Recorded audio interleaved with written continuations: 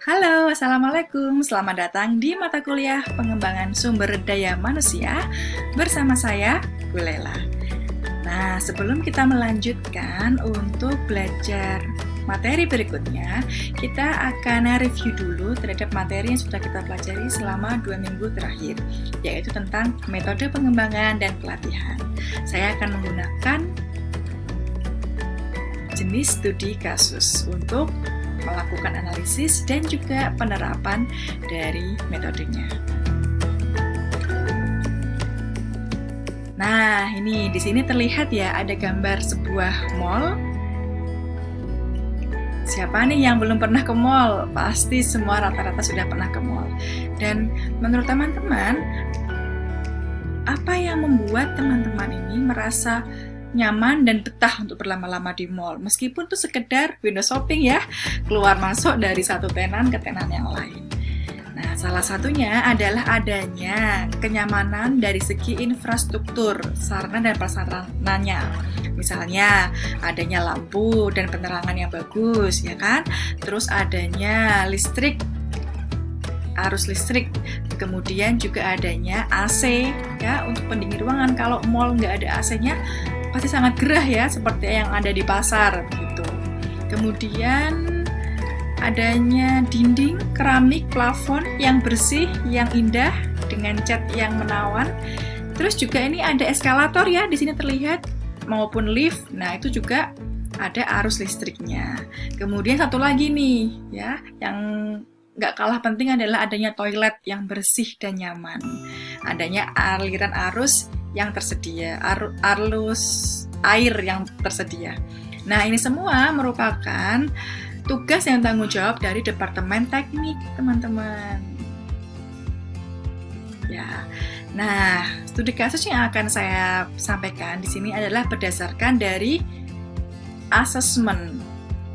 Nah, asesmen ini adalah asesmen yang saya lakukan bersama rekan saya yang ada di luar Jawa ya, kurang lebih selama 2-3 minggu kemarin. Ini bertujuan untuk potensial review, artinya untuk memotret apakah orang yang menempati sebuah jabatan tertentu itu sudah sesuai belum kompetensi yang dimilikinya, apakah perlu adanya pengembangan atau tidak, sudah meet expectation belum gitu. Nah, ini untuk posisinya adalah Senior Engineering Supervisor tadi ya. Nah, job desk-nya ini bertanggung jawab di area mekanik, mekanikal, HVAC, plumbing, arus air, kotor dan air bersih gitu ya. Nah, ini perusahaannya adalah PT X yang bergerak di bidang pengembang properti. Dan bisnis unitnya ada di sebuah mall di kota T ya. Nah, KS ini dia punya 16 bawahan dengan 3 engineering supervisor dan 13 officer. Kemudian selanjutnya bisa teman-teman lihat bahwa ini adalah gambaran ya, cuplikan dari HPP atau hasil pemeriksaan psikologis. Nah, bagi teman-teman yang belum tahu bagaimana cara membacanya, ini saya kasih informasinya. Bahwa di sini ada kompetensi ya, ada 2 jenis kompetensi, inti dan manajerial.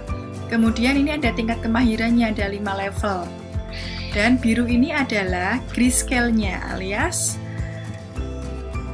tingkat kemahiran minimal yang harus dimiliki oleh posisi tertentu, oleh orang yang menempati posisi tertentu.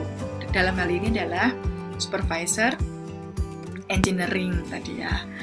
Nah, kalau teman-teman lihat nih ya, ada 2 yang di atas grayscale ya. Kemudian yang di bawah grayscale ini ya, di bawah dari standar minimal tingkat kemahirannya itu ada 3 area, yaitu kerjasama, kepemimpinan, dan pengembangan karyawan.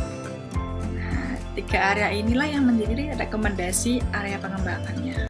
Dengan riwayat yang bersangkutan ini pernah ikut pelatihan kepemimpinan sebelumnya beberapa tahun lalu, namun merasa kurang tertarik. Begitu.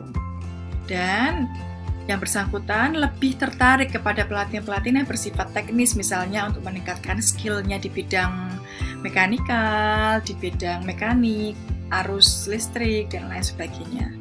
gitu. Nah, kenapa dia merasa kurang berminat? Karena dia belum begitu mengetahui dan menyadari kalau posisinya sekarang sebagai supervisor yang dengan 16 bawahan, apalagi di era pandemi seperti ini, yang awalnya tuh sampai 20 lebih sekarang di-press gitu ya, ada pengurangan karyawan hanya menjadi 16, itu jelas membutuhkan kompetensi manajerial. Nah, ini yang belum dia begitu sadari begitu. Nah, jika Anda adalah sebagai seorang karyawan nih di Departemen People Development yang bertugas untuk mengembangkan desain pelatihan dan juga melaksanakan pelatihan kepada para karyawan, jika mendapatkan laporan HPP seperti ini ya, dan Anda diminta atasan untuk menindaklanjuti hasil asesmennya dan rekomendasi dari psikolog, maka program pengembangan atau pelatihan apa yang akan Anda buat? Terus metode apa saja nih yang akan Anda gunakan? Gitu. Kemarin kan sudah belajar nih banyak metode ya, ada on the job training, ada off the job training gitu. Kira-kira yang tepat seperti apa dengan kondisi kompetensi seperti ini dan juga tadi riwayat sebelumnya gitu. Nah, ini bisa teman-teman setting di segi offline maupun online ya, begitu. Kalau offline berarti dilatih tatap muka gitu. Tetapi ketika ini pandemi meminimalisir tatap muka dan misalnya kantor cabangnya ada di Jakarta dan pelatihan itu di direct dari Jakarta, pastinya harus online ya.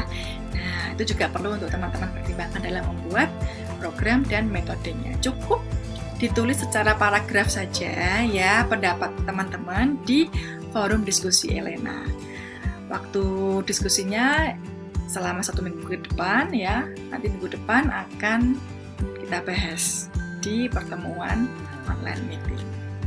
Oke, sampai di sini studi kasusnya. Selamat mengerjakan. Wassalamualaikum warahmatullahi wabarakatuh.